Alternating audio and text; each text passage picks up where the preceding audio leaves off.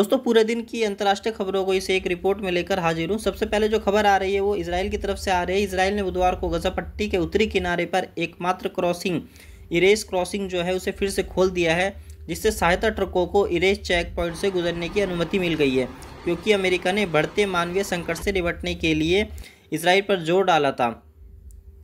Erase crossing को फिर से खोलना अंतर्राष्ट्रीय सहायता एजेंसियों की महीनों से मुख्य दलीलों में से एक रहा है, ताकि भुखमरी को कम किया जा सके, जो कि इनक्लेव के उत्तरी क्षेत्र में सैकड़ों हजारों नागरिकों के बीच सबसे गंभीर माना जाता है। इजरायली सरकार ने अमेरिकी विदेश मंत्री एंटनी ब्लिंकन की यात्रा के दिन क्रॉसिंग पॉइंट को खोला, जिन्होंने इजराइल के प्रधानमंत्री बेंजामिन नेतन्याहू से मुलाकात की और क्षेत्र में अधिक मानवीय सहायता पहुंचाने का आह्वान किया।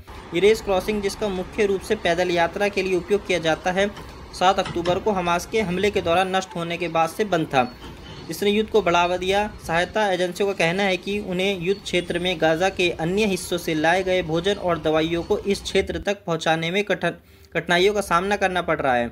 इसराइल ने पिछले महीने घोषणा की थी कि वे इरेज क्रॉसिंग को फिर से खोल देगा। कुछ अंतर्राष्ट्रीय समूहों ने भी इसकी निंदा की थी।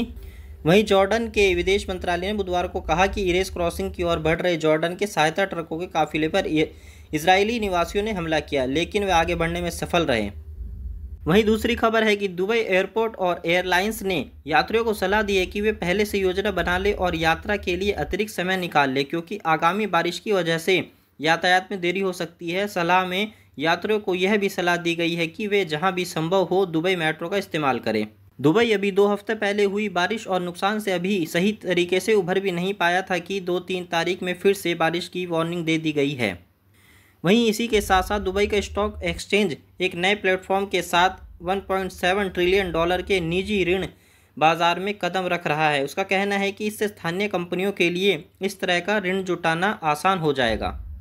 इसी के साथ साथ इजराइल समर्थकों द्वारा फिलिस्तीन समर्थक प्रदर्शनकारियों के स्थापित शिविर पर हमला करने के बाद लॉस एंजिल्स में कैलिफोर्निया विश्वविद्यालय परिसर में पुलिस बल तैनात कर दिया गया है। इसी के साथ साथ कैलिफोर्निया के लॉस एंजिल्स में ही बस और ट्रेन की एक भयंकर टक्कर के बाद दर्जनों लोग घायल हो गए हैं, जिनमें से कुछ को चिकित्सा के लिए हॉस्पिटल भेज दिया गया है। इसी के साथ साथ एक न्यूज़ ये भी है कि सऊदी अरब और ईरान के बीच एक बड़ी सफलता करार हो गई है। सऊदी अरब ने ईरान द्वारा रखे गए सभी आर्थिक प्रस्तावों को स्वीकार कर लिया है और आर्थिक सहयोग के लिए एक रोड मैप विकसित करने को और इसके कार्य में तेज़ी लाने पर जोर दिया है। वहीं तुर्की के विदेश मंत्री हकान फिदान ने कहा है कि तुर्की ने अंतर्राष्ट्रीय न्यायालय में इजराइल के खिलाफ दक्षिण अफ्रीका द्वारा लाए गए मामले में शामिल होने का फैसला किया है। दोस्तों आज की रिपोर्ट में सिर्फ इतना ही। कल मिलते हैं फिर एक नई रिपोर्ट के साथ, कुछ और नई अंतर्राष्ट्रीय खबरों के साथ। Till then take care of yourself.